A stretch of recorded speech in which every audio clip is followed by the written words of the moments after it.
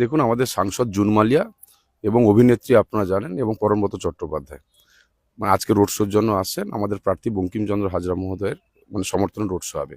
তা এই যে রোড শো হবে, একটা মহা মিছিল তৈরি হবে, মহা একদম মানে জনসমুদ্র তৈরি হবে। তার কারণ প্রায় 7 থেকে 10,000 বাইক আমাদের র্যালিতে থাকবে এবং প্রায় আমাদের মানে প্রায় 3,000 টোটো এবং টেরো গাড়ি এবং এবং হচ্ছে প্রচুর মানুষের সাইকেল ফাইকেল থেকে শুরু করে এবং আমাদের হচ্ছে প্রচুর মানুষের জনসমুদ্র এখানে তৈরি হবে। সুতরাং মানে মানে এই যে মহামিছিল, এই মহামিছিল মানে আজকের দিনে প্রমাণ করবে যে মানে আমাদের হচ্ছে 2026 বিধানসভা নির্বাচন, এই নির্বাচনের নামখানা মানে এবং হচ্ছে আমাদের সাগর বিধানসভার বুকে কোনো হচ্ছে ভারতীয় জনতা পার্টির কোনো জায়গা নেই।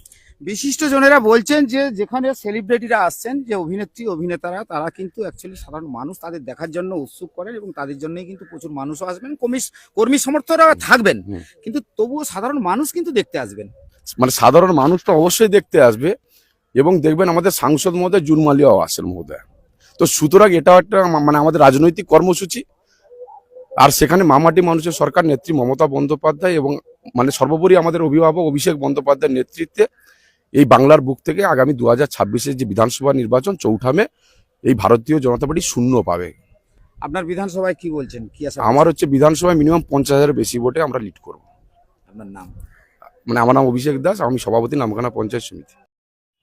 সব থেকে বড় সমস্যা হচ্ছে 15 বছর ধরে তৃণমূল শুধু মানুষকে ভাতা আর ভিক্ষা দিয়ে এসছে, তাই তৃণমূলের নেতাদের মুখ আর দেখতে চাইছে না সাধারণ মানুষ। সমস্যা এক জায়গায় হচ্ছে, এরা যে প্রচারে বেরোচ্ছে, এদের নেতার কথা বিশ্বাস করে কেউ বেরোচ্ছে না। তাই মমতা ব্যানার্জিকে সেলিব্রিটি নিয়ে এদেরকে মানুষকে আনতে হচ্ছে। সেলিব্রিটি দেখার জন্য লোক আসতে পারে, কিন্তু ভোট যাবে বিজেপিতে, এটা তৃণমূল জেনে রাখুক। তৃণমূল নেই, 2026 প্রথম দফাতেই শেষ হয়ে গেছে, আর লাস্টে যে ল্যাস্টটুকু আছে সেটাও আমরা কেটে দেওয়ার সিদ্ধান্ত আমাদের 29 তারিখে জনসাধারণ নিয়ে ফেলেছে। এটা আর বলার কিছু নেই। সেলিব্রিটি ছাড়া ওরা আর বাঁচতে পারবে না, লোকও আনতে পারবে না। কেন এত মিথ্যা প্রতিশ্রুতি দিয়েছে, আজকে শিক্ষা থেকে স্বাস্থ্য থেকে সবটাই বেহাল।